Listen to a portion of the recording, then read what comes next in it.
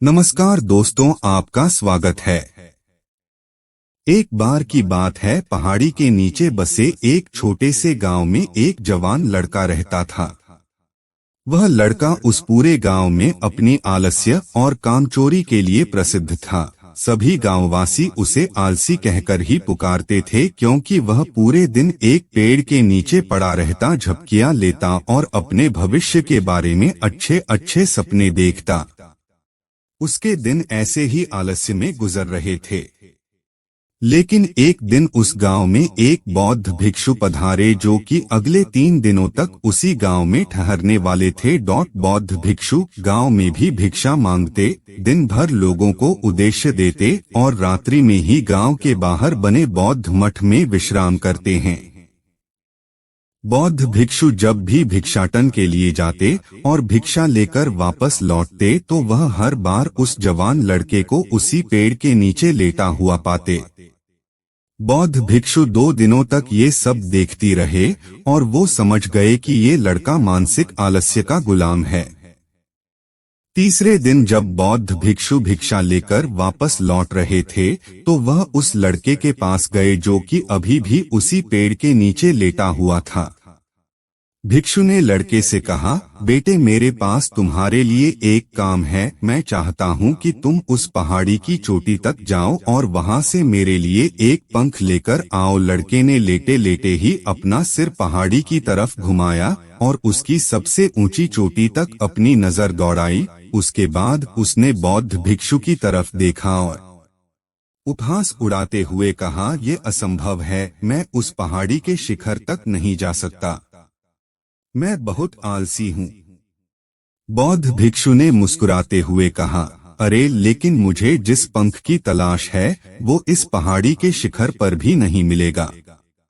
वह तो इस पहाड़ी के दूसरी तरफ एक गुफा के अंदर मिलेगा, जिसके लिए इस पहाड़ी के शिखर तक चढ़कर दूसरी तरफ नीचे उतरना होगा।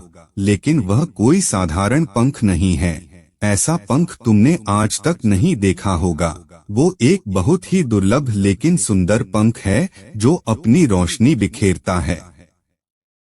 भिक्षु के इन बातों से उस लड़के के अंदर उत्सुकता जागी। उसने आज से पहले ऐसे किसी पंख के बारे में कभी नहीं सुना था और ऐसे रोमांचक सफर के बारे में सोचकर वह अंदर से उत्साहित हो उठा। इसीलिए उसने भिक्षु की चुनौती को स्वीकार करने का निश्चय किया और वह पहाड़ी की तरफ चल पड़ा। लेकिन चढ़ाई बहुत लंबी और कठिन थी। जल्द ही लड़के का शरीर थकने लगा, सांस फूलने लगी और शरीर से काफी पसीना बहने लगा। लेकिन फिर भी उसने चलना जारी रखा। वो जैसे जैसे ऊपर और ऊपर चढ़ता गया, उसे प्रसन्नता और उत्साह की अनुभूति होने लगी, जिसे उसने आज से पहले कभी महसूस नहीं किया था। अंततः जब वह कड़ी मेहनत और लंबे प्रयास के बाद पहाड़ी के शिखर पर पहुंचा, तो वह पूरी तरह से थक चुका था, लेकिन वह बहुत खुश था। उसे अंदर से आत्मसंतुष्टि का एहसास हो रहा था। उसके चेहरे पर योद्धा जैसी मुस्कान थी, जैसे उसने कोई युद्ध जीत लिया हो। उसने पहाड़ी के शिखर से नीचे देखा। उसके सामने एक बहुत ही मनमोहक दृश्य था। उसने अपने अंदर एक उपलब्धि की भावना महसूस की, जो उसने आज से पहले कभी नहीं की थी। लेकिन असली चुनौती आगे थी। लड़के को पहाड़ की दूसरी ओर उतरना था और उस गुफा को ढूंढना था जहां पंख के मिलने की बात कही गई थी। नीचे उतरना और भी ज्यादा मुश्किल व खतरनाक था, क्योंकि ढलान ज्यादा खड़ी थी और चढ़ाई के समय लड़का कई बार लड़खड़ाया और गिरा भी था। तो वह डर भी उसके अंदर था। लेकिन भिक्षु को पंख लाकर देने के वादे की वजह से वह लगातार आगे बढ़ता रहा। काफी खोज मशक्कत और कड़ी मेहनत के बाद जब वह अंत में गुफा तक पहुंचा, तो उसने देखा कि पंख वही पड़ा हुआ था, जो गुफा के प्रवेश द्वार से छनकर आ रही रोशनी में चमक रहा था। उसने पंख उठाया, लेकिन उसकी सुंदरता को देखकर अचंभित रह गया। वह काफी देर तक पंख को ही घूरता रहा, लेकिन फिर अचानक उसे याद आया कि अभी तो उसे वापस भी जाना है। उसने खुद की तरफ देखा, वह पूरी तरह से थक चुका था। वह चिंतित हो गया कि वह पहाड़ पर कैसे चढ़ेगा और भिक्षु तक पंख कैसे पहुंचाएगा। एक पल के लिए उसने हार मानने के बारे में सोचा, लेकिन फिर उसे वह उपलब्धि और गर्व की भावना याद आ गई जो उसने पहाड़ी के शिखर पर पहुंचने पर महसूस की थी। उसे एहसास हुआ कि उसके अंदर इस सफर को दोबारा पूरा करने की ताकत और दृढ़ संकल्प है। वह दोबारा पहाड़ी पर चढ़ने लगा। उसकी मांसपेशियों में दर्द हो रहा था, पैर कांप रहे थे, फेफड़े फटे जा रहे थे। वह कई बार लड़खड़ाकर गिर पड़ा, लेकिन उसने हार नहीं मानी। वह खुद को आगे बढ़ाने के लिए लगातार प्रेरित करता जा रहा था। अथक प्रयास और घंटों की कड़ी मेहनत के बाद अंततः जब वह बौद्ध भिक्षु के पास पहुंचा और उनके हाथों में वह पंख रखा तो उसकी खुशी का ठिकाना न रहा। उसे महसूस हुआ कि आज उसने अपने आलस पर काबू पा लिया है और कुछ महत्वपूर्ण करके दिखाया है। उसके चेहरे पर इतनी खुशी और संतुष्टि का भाव देखकर बौद्ध भिक्षु मुस्कुराए और बोले, बहुत बढ़िया मेरे बच्चे, आज तुमने जीवन का एक बहुत ही महत्वपूर्ण सबक सीखा है कि आलस कोई ऐसी चीज नहीं है जिसे स्वीकार कर लिया जाए या सहन किया जाए। आलस्य पर काबू पाना एक चुनौती है। यह एक बाधा है जिसे पार करना ही होगा और आलस को खत्म करने के लिए तुम्हें अपना पहला कदम उठाना ही पड़ेगा। अपने लक्ष्य की ओर चलना ही पड़ेगा और तब तक चलते रहना पड़ेगा जब तक तुम अपनी मंजिल को हासिल नहीं कर लेते हैं। लड़के ने भिक्षु के शब्दों की गहराई और उसके महत्व को समझते हुए हाँ में अपना सिर हिला दिया।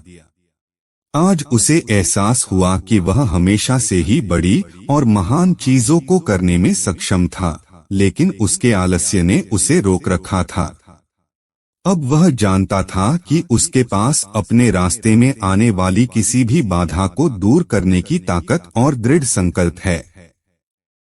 इसके बाद भिक्षु ने उस लड़के को आशीर्वाद दिया और उस गांव से चले गए।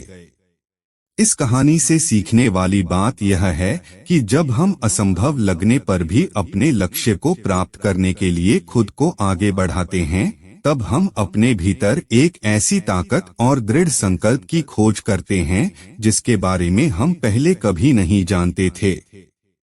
आलस्य पर काबू पाने के लिए हमें खुद को चुनौती देनी चाहिए और बड़े महत्वाकांक्षी लक्ष्य बनानी चाहिए, फिर चाहे वो लक्ष्य कितना ही मुश्किल क्यों ना हो।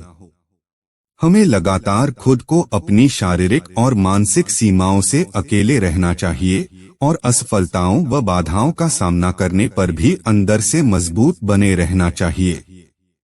हमें अपने लिए एक नियम बनाकर और उस पर टिके रहकर अपने दैनिक आदतों और दिनचर्या में अनुशासन और निरंतरता भी विकसित करनी चाहिए।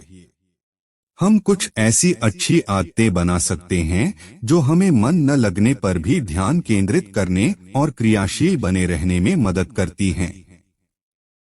एक और महत्वपूर्ण बात, आलस पर काबू पाने का मतलब विकास की मानसिकता विकसित करना है।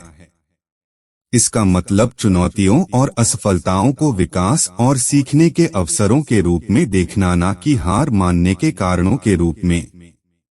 विकास की मानसिकता को अपनाकर हम असफलता के बारे में अपनी सोच को नया रूप दे सकते हैं और इसका अपने सुधार व सीखने के लिए उपयोग कर सकते हैं।